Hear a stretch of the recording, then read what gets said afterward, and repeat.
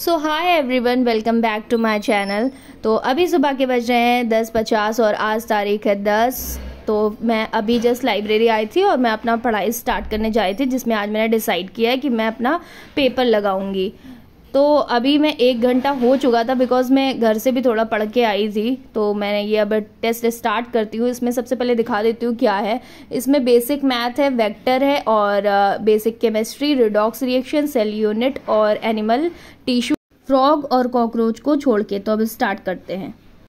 तो मैं अपना टेस्ट देना स्टार्ट कर देती हूँ। और मैं आपको ये बता दूँ कि ये जो मैं टेस्ट दे रही हूँ इसका अभी मेरा कोई रिवीजन नहीं है या मैंने पढ़ा नहीं है। मतलब पहले पढ़ा था, बट रैंडमली मैं उठा के दे रही हूँ, बिकॉज बेसिक मैथ है और वेक्टर है तो आना ही चाहिए, ऐसा है। मतलब रिवाइज करने की नीड नहीं होनी चाहिए। बट देखते हैं कि कितने मार्क्स आते हैं, क्या है। और दूसरा सेम जैसे सम बेसिक कंसेप्ट वाला चैप्टर कई बार मैंने पढ़ा है, रिडॉक्स रिएक्शन भी पढ़ा है, सेल यूनिट भी पढ़ा है। तो ये सारी चीज़ें पढ़ चुकी हूँ। तो मैंने सोचा एक बार ट्राई करते हैं कि मार्क्स कितने आ रहे हैं, क्या है। तो फिर अपना मैंने टेस्ट दे दिया है, अब इसकी रिव्यू करने की बारी है। तो अब देखते हैं कितने मार्क्स आए हैं, कितने टाइम में हुआ है। तो पहले आपको मैं टाइमिंग दिखा देती हूँ कि मैंने इसको जो ये टेस्ट दे रही थी कितनी देर में मैंने इसको अपना कंप्लीट कर लिया है। तो 1 घंटा 17 मिनट लगा मुझे इसको पूरा कंप्लीट करने में। तो अब मैं इसका रिव्यू करूँगी, फिर आपको मैं मार्क्स बताती हूँ कि मेरे कितने मार्क्स इसमें आए हैं। तो इसमें मैं कई सारे कॉन्सेप्ट भूल चुकी थी, मैं नोटिस कर रही थी।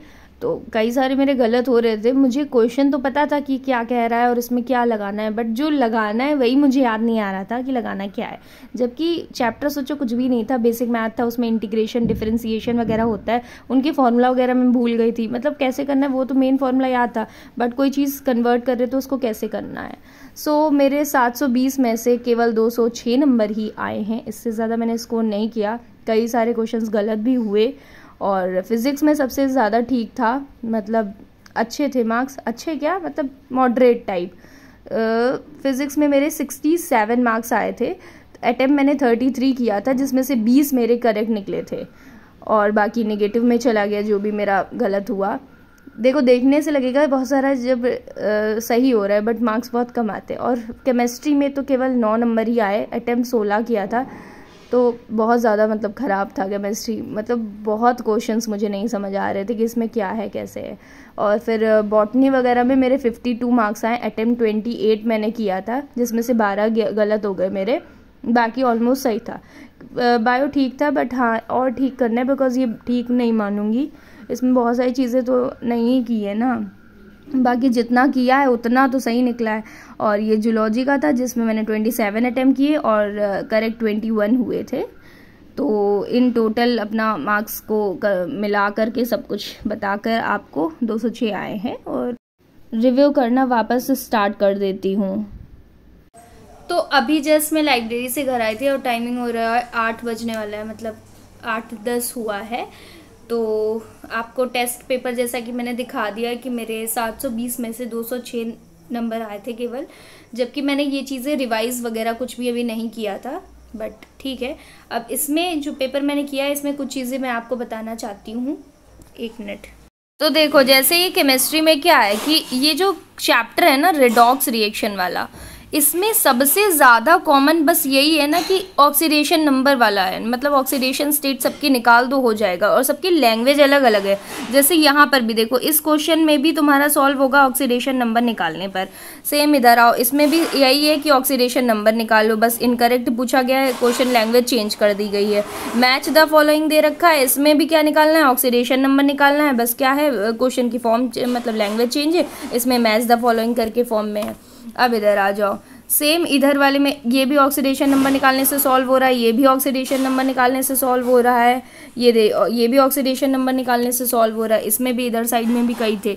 यहाँ पर देखो, ये फॉस्फोरस का बताना है ऑक्सीडेशन नंबर क्या होगा यहाँ पर, और डिफरेंट ऑक्सीडेशन नंबर वाला क्वेश्चन ये रहा। मतलब आधे से ज़्यादा जो है इसमें ऑक्सीडेशन नंबर वाले मतलब चैप्टर में रिडॉक्स रिएक्शन वाले चैप्टर में ऑक्सीडेशन नंबर ही निकालना है। तो इसका मतलब क्या हुआ कि ये सबसे ज़्यादा इंपॉर्टेंट टॉपिक है, ऑक्सीडेशन नंबर निकालना तो आना ही चाहिए। अगर रिडॉक्स रिएक्शन पढ़ रहे हो उसमें सबसे ज़्यादा इंपॉर्टेंट यही चीज़ होती है, और यहाँ से क्वेश्चन आएगा तो सबसे ज़्यादा बनने के चांसेस इसमें हैं। और दूसरा ये वाला देखो, पोटेशियम पर मैग्नेट वाला बहुत ज़्यादा इंपॉर्टेंट टॉपिक है, इसमें से ये वाले क्वेश्चंस बनते हैं।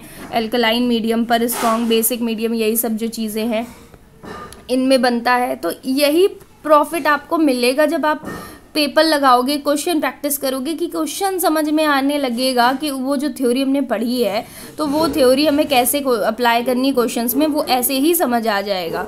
तो क्वेश्चन के फॉर्म में थ्योरी पढ़ना बहुत ज़्यादा इंपॉर्टेंट होती है। तो अभी ये वाला फ़िलहाल मेरा कंप्लीट नहीं हुआ है, मतलब टेस्ट तो मैं दे ही चुकी थी, नंबर भी दिखा चुकी हूँ, लेकिन अभी इसको एनालिसिस करना मेरा बाकी है। आज पूरा कंप्लीट हो जाएगा, फिर मैं कल दूसरा एक और पेपर दूंगी। अगर मेरे पास टाइम बचता है तो मैं आज ही ये वाला पेपर दे दूंगी। So that's it for this video. Thank you so much for watching. Bye bye.